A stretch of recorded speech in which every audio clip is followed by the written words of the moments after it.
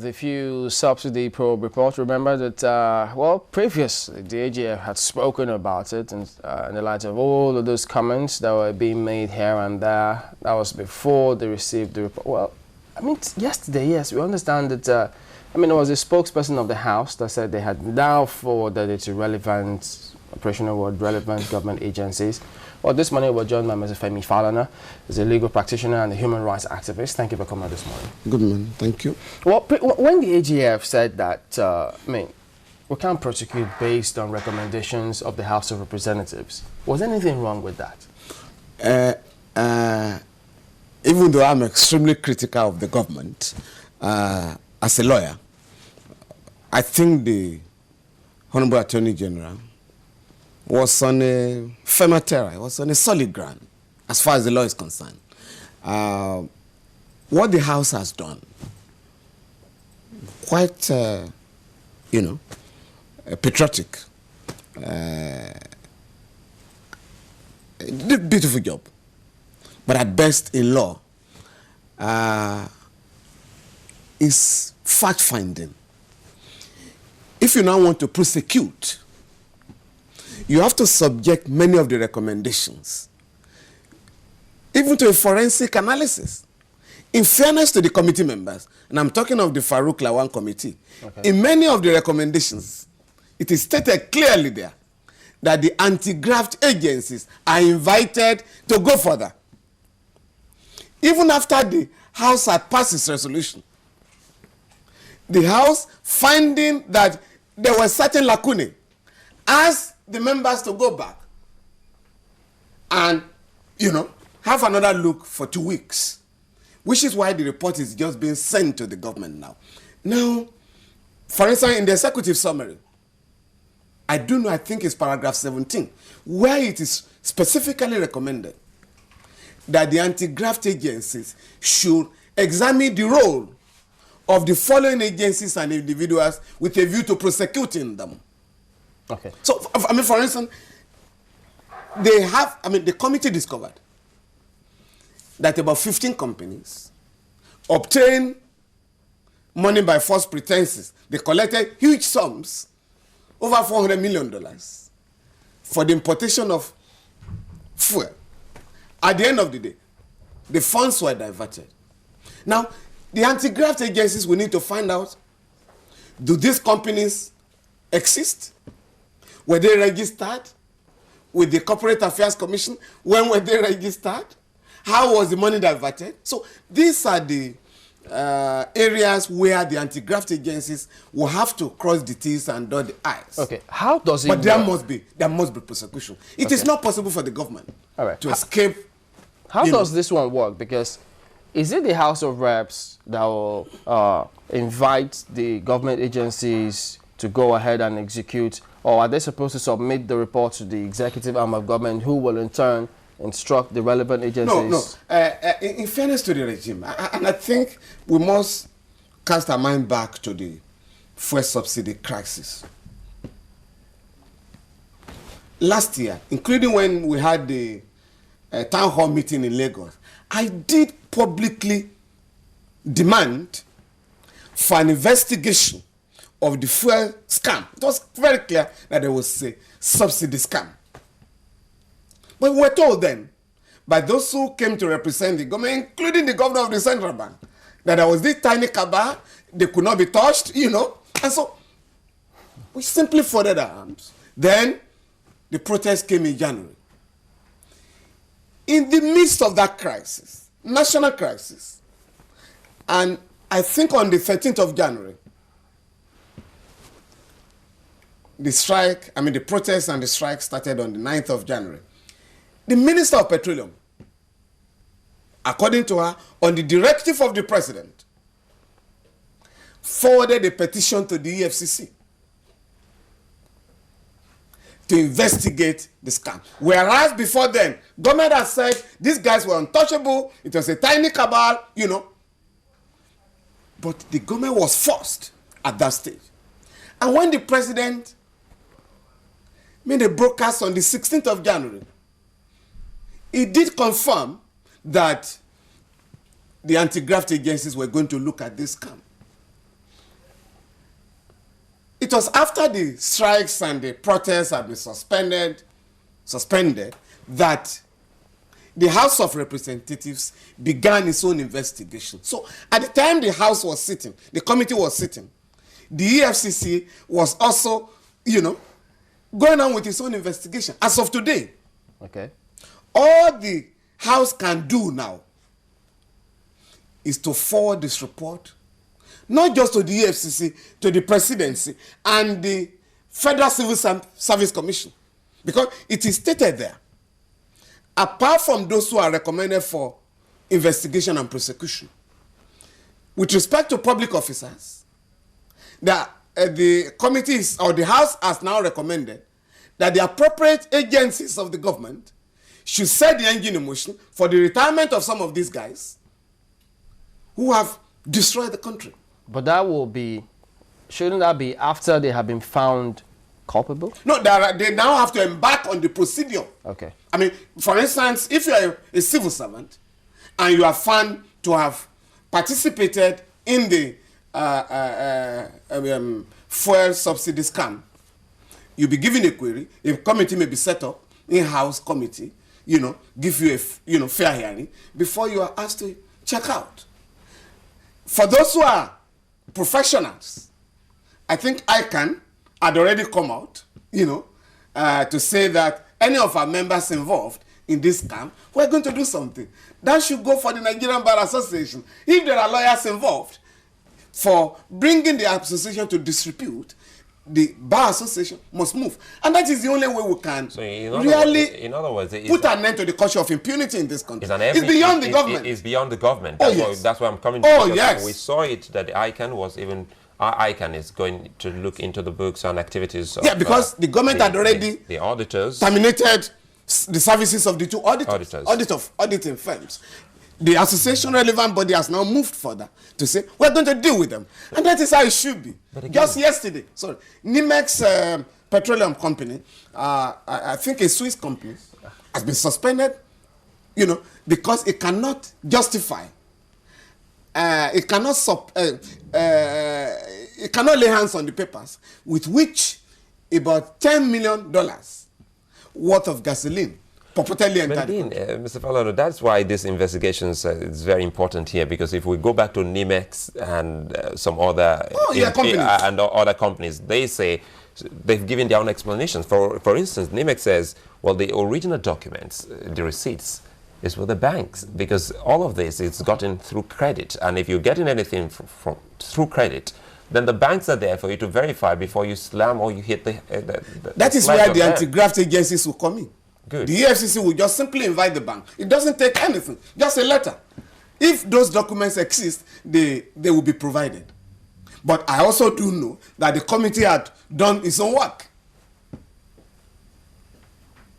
It's a bottomless pit of corruption.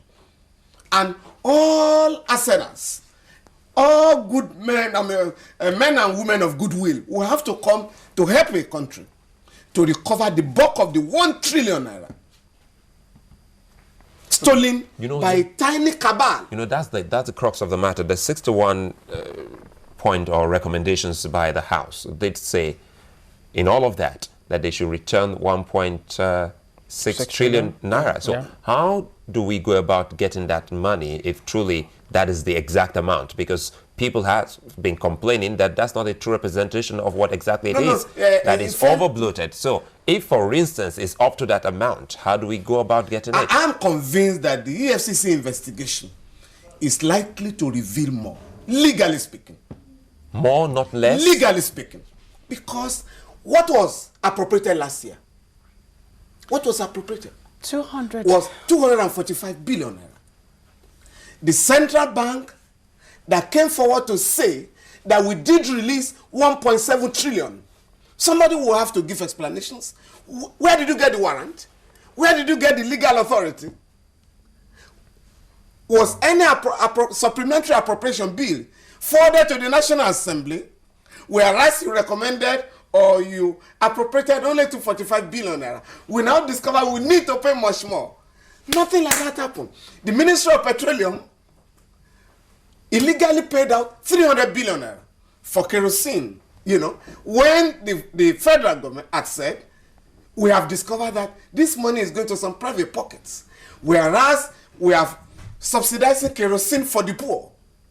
But wherever you go to town, it's sold at 120 naira per liter or 200 naira. Why should we continue to subsidize? Subsidy was withdrawn. As soon as, and that directive was given by President Yaradua on June 29, 2009. As soon as it took ill and became incapacitated, some officials of this government that have not yet been identified went back and asked that the fund be paid to 300 billion. Not meaning to speak for the government here, but again, I think maybe perhaps you have an idea why, when you talk about kerosene, for instance, and you say it's been sold above 50 naira. How come? No, officially. How come?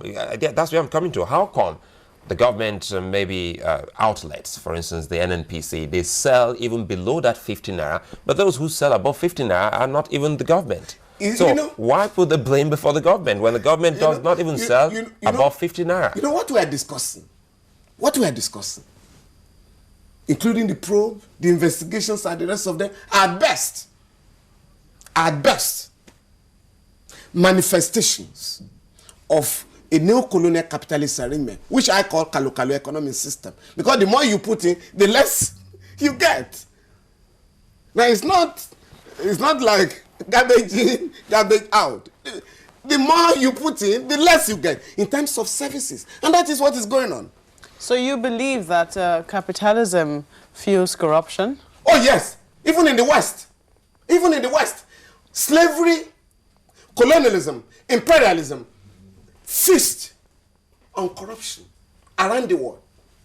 And that is why the West will never let go the control of the IMF or the World Bank. But interestingly, in this particular instance, I mean, this was one thing that the government seemed to be doing for the people. What they were trying to do in this particular, let me answer. In this particular instance, what the explanation was is that they were trying to make life easier. Rather than let you pay the true cost of what this would have been when something lands here, they decided to subsidize, cushion the effects, as it were, so you can pay something a little more. But somehow, you know, it got into the wrong hands, and, you know, some people decided to make the most of it. So in this particular instance, we've seen clear instances of if socialism or any other system is not done right, it can even be worse than capitalism. Don't you think so?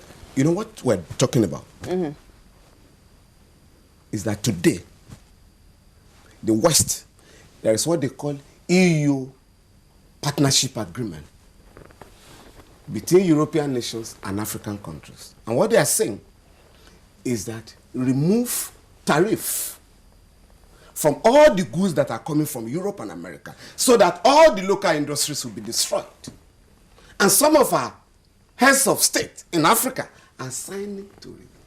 So it's up to us to say, no, this can't happen. Oh yeah, that this will kill our industries. Countries. That is what capitalism is about. What I'm talking about. Why are we discussing fuel subsidy? Why? Why are we discussing fuel subsidy? Is it not part of the crisis of underdevelopment? A country, the 6th largest producer of oil in the OPEC, is also the largest importer of fuel. I mean, petroleum products. Should that happen? And that, for me, is an aspect of that the report of the House that nobody has talked about, even the media. It is stated there, I think paragraph 13 of the executive summary in that report. It's a 210-page report. Beautiful report. It is stated there that with the 445,000 barrels of crude oil allocated to the NNPC for domestic consumption of fuel daily, we have no business importing a liter because the NNPC claims to refine up to 53%. From Côte d'Ivoire, we refine 60,000 barrels per day. Niger has just come to beg the government here. We now have a refinery that is functioning. Come and buy fuel from us. Niger here. Chad has completed its own refinery. But here, the same cartel has made it impossible for the refineries in the country to function to its optimum or their optimum capacity. But you cannot blame that on capitalism. Oh, no, I'm not talking of, I'm talking of neo-colonial aspect of it. In the West, where you have advanced capitalism, take this question of who to prosecute. The guiding principle in the West, and that is what the rule of law is all about. Pray you are not caught. Once you are caught, whoever you are, however connected you may be, the system will sacrifice you. But in a neo-colonial banana republic, as it were, there's a big man, he has his connection. If you arrest him on the highway, before you take him to the station, he's made connections. And if the policeman goes ahead to charge him, he may lose his job. And that is the problem. I mean, take the case of a man who has just been jailed in the UK, Chief James Ibori. Right? He was arrested here. And that was the last straw that broke the camel's back with respect to Mr. Nuribadu's removal. Once that was done, the government decided no more of it. And those who were being investigated sat down. How do we restructure the EFCC? They got somebody who will be the chair. After that, some of the governors who were being investigated, one of them being investigated, sent two of his aides, his ADC and his chief security officer, to head departments in the EFCC. So the EFCC was taken over. You had an attorney general, Mr. Mike Andwaka, is suspended. Are you saying this for facts? Oh, yes. Oh, I have the facts. Oh, there are documents. Mr. Mike Andwaka, this is public knowledge, wrote to the Metropolitan Police. Mr. Ibori has no case to answer. The EFCC wrote to the Metropolitan Police. And then the history just kept on going on. The man was charged in public knowledge. Okay. Once somebody can charge, what happened at the end of the day? A judge in Nigeria said he has no case to answer. All right. Speaking about look at the disgrace. Yeah, speaking about the system. That has brought to the that's not capitalism. Okay, this subsidy report. Primitive level. This subsidy report now, and speaking about the system, because the House could do a good job for all they know. Yes. The people can be enthusiastic saying, look, this must not be swept under the carpet. You can't. And then investigation can do a very good job. But at the end of the day, in a democratic dispensation, we all know that a lot depends on your section, the judiciary. Because at the end of the day, administration of justice is a big challenge. It could stay 3 years, that case could stay 4 years in court, and then you get to Supreme Court, at the end we appeal to God. So when we get there, what about administration of justice in this matter? I fully agree with you that we have problems with the administration of justice system. But if we must also be fair to the system, for about 3-4 years, when the EFCC was headed by Mr. Nuribadu, when the ICPC was headed by the retired Justice Mustafa Kobi, these cases were going to court and they were making progress in court. In fact, under the EFCC Act, Section 40 of the EFCC Act, it is stated there very clearly, abundantly made clear, that once prosecution has started, once trial has commenced, there shall be no stay of proceedings. But the EFCC was run aground to the extent that was the EFCC that was going to court to ask for adjournments. Yeah, but we cannot say that not even one case was well done, yet it suffered the delay of administration of justice. Such that the CJN agreed that, listen, we may need special courts in this matter. And so he came to that point. No, it's not about special courts. Please. No, he identified the challenge of administration of justice. No, there's no doubt about that. And what the Chief Justice of Nigeria has done, the Honorable Justice Mustafa, is to say these cases should not remain on the docket for more than 6 months. That imposes a duty on the prosecution to get its witnesses, make sure you have a thoroughgoing investigation. And then the day the case is called in court, you are prepared to go ahead. But these days, unlike what we used to know, it is the prosecution that goes to court. So we need an adjournment because we can't find our witnesses. Whereas that should be the tricks of the defense counsel. So if the EFCC or the ICPC or the Court of Conduct Tribunal is not prepared to go on with his case, you have this problem. But I happily, you know, the place, I mean the EFCC in particular is being reorganized. Yeah, but even as they are being reorganized, we have people who sit back and just smile and say, well, we know that this same challenge will pop up again. I mean, he's still an officer. He's seen what happens to his predecessors, and he likes to be promoted. And at the end of the day, we know how the system You see, goes. that is why we cannot afford to leave the EFCC or the ICPC or any of the agencies. What can we do? No, and that's the kind of thing we are doing now. We must out there. I mean, for instance, I gave evidence before the House of Reps Committee. After that, I walked to the office of the EFCC. Please, can we help you? And they said, oh, by all means. What documents do you have? And I'm reasonably confident. Some progress has been made with respect to the investigation. Now, we now have the Freedom of Information Act. Have states That but allows some us- states have not domesticated it. We No, understand. you don't need, you know. So at you don't that need level, we local can enactment. work on Oh, it. yes, it's a law of general application. We already have a case in court on that. Okay. But what you simply do is to ask for information. And we're already doing that. I mean, I didn't need the EFCC before. I got an instruction, I think from the, you know, one of the political parties, the National Conscience Party. Please, can we have the directors, can we have the names of the directors of this company that took money without bringing fuel to the country? And under the Freedom of Information Act, under the CAC, I mean the laws, you know, setting up the CAC, we're just simply asked to come and pay for the certified true copies. Once we get that, we turn it over to the EFCC and give to the media. So you don't need to wait for the government. I mean, I was mentioning the case of Ibori. Based on the findings in England, that he was convicted in 1991 and 1992.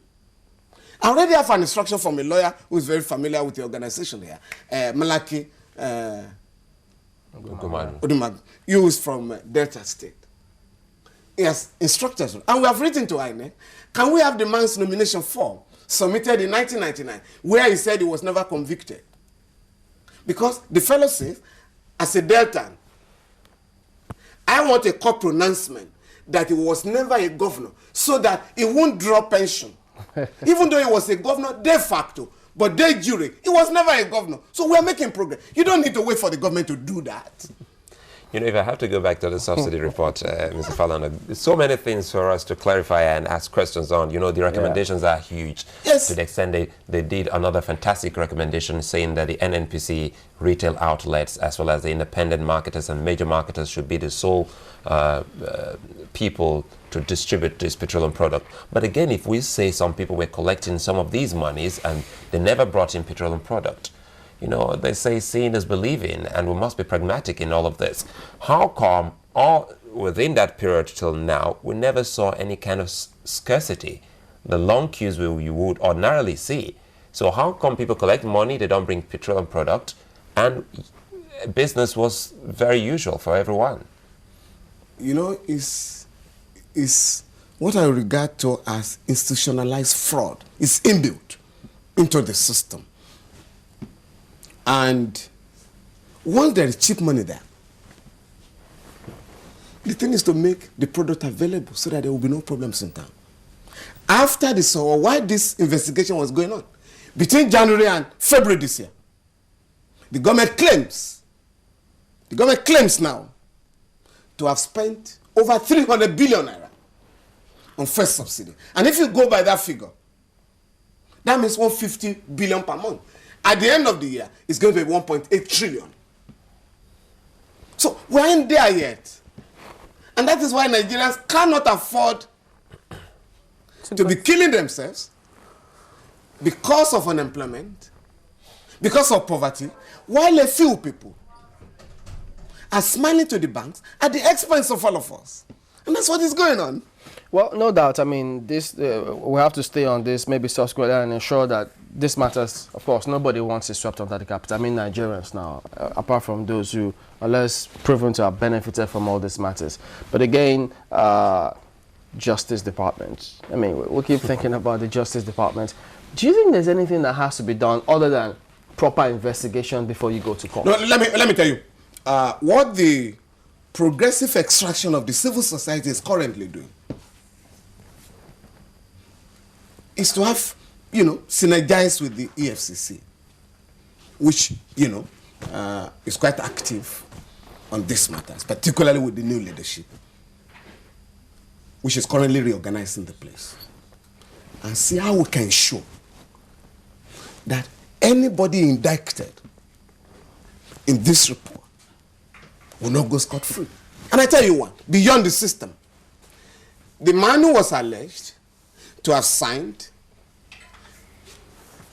128 checks of 999 million naira each under 24 hours is now a governor.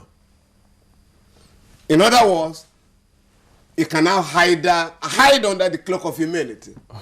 So nothing can happen to me. But we have also discovered, by virtue of Section 52 of the ICPC Act, the Chief Justice of Nigeria can be moved to appoint an independent counsel to investigate such a governor and make the report available to the House of Assembly of that state, and that is the law, which has not been tested since 2000 when the ICPC came on board. Mm-hmm. In fact, one of the bodies, I think Sarah, has already taken it out of the country. They've already written to a UN agency, against corruption, that monitors the convention, against corruption by the UN. That what has happened in Nigeria requires the attention of the international body. In fact, I think Sarah too has written to the special prosecutor of the International Criminal Court that what has happened is a crime against humanity because of the diversion of over 1 trillion naira.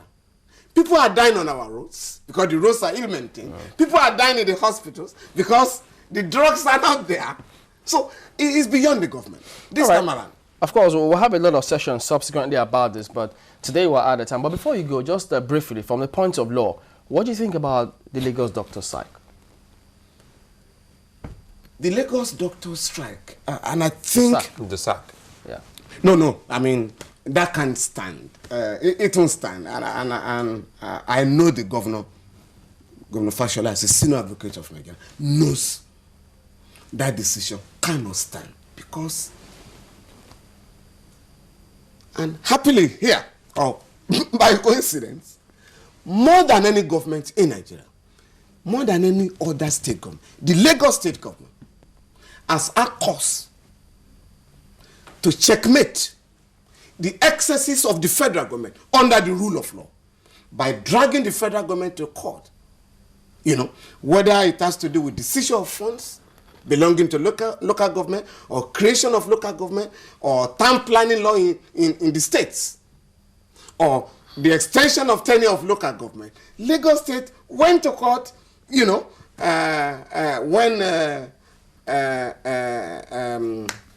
Asiwaju Bola Tinubu was the governor. And the current governor was part of the legal team. So you believe that it will not stand in spite of the fact that this move could be based on law? No, it's not based on law. Under the law, and that's where I'm going. Under the law. We're operating under the rule of law. You can't bend it slightly here. Under civil service rules? No. Under the Trade Dispute Act, once there is a strike, there is a specialized court, the National Industrial Court, to deal with it. And in this case, the doctors had already gone to court. So once you have taken a case to court, no party is allowed to take the law into his hands. And so that is why the Lagos State government will have to go back to the drawing table with the doctors and see how you can resolve this matter without facing any embarrassment from the court. It has to be done that way. I mean, the doctors, yes, and if you have heard a few senior doctors who say that doctors cannot go on strike, yes, good. also we can take them to court. And we must learn to use the law in this country. You can take them to court, as is done in other societies. There's the Dental and Medical Council. They're on strike now, I understand. No, the Medical and Dental Council. Okay. That is the body in charge of, the affairs of doctors in this country. You can send a petition there that doctors have gone on strike. Have they not violated their oaths? And let's know what the law will say. But you can't sit down in your office. It's like a tenant. A landlord once came to me, I think about 2 weeks ago. I want to eject my tenant.